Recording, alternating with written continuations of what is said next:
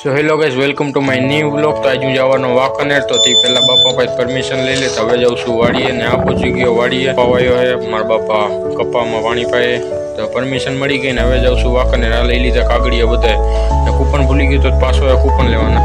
આ મોટરસાઇકલની number plate હતી 786 4 ને નીચે લખ્યું હતું જય ટ્રકર. રાજીયા પેટ્રોલ પંપમાં પેટ્રોલ પર આવી ગયો હર્ષના ઘરે ને હર્ષને હું જાય છે એકતા ગ્રાફિક્સમાં ફોર્મ ભરવાનું હતું. અહીંયા આયા તો ગરદી હતી એટલે હું નર્સ બાયણે બેઠા.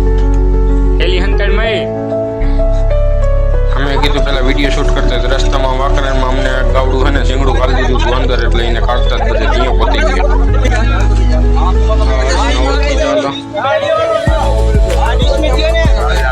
હા, મારો ભાઈબંધ સાજીદ, સાહિલ ને રેહાન.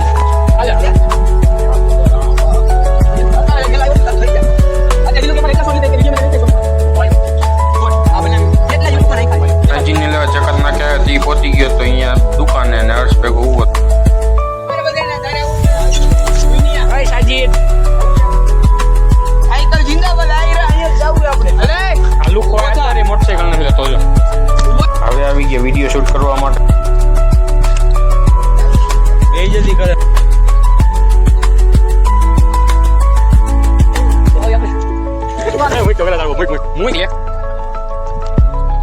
સાજીદ ને સહેલ વેંડી ઉપર આટા મારતા હતા ને હર્ષ રેહાન નો વિડીયો ઉતારતો.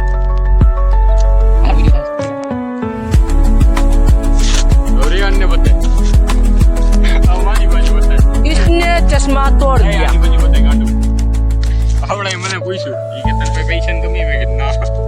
ઈ કે તને 100-150 રૂપિયા એમને મળી જાય ને? મેં કીધું હા મળીએ. તાવીને ડાયરેક્ટ આને મને પાટું દાઈપું. આ ચશ્મા હતા હર્ષના. નહીં હોતા મે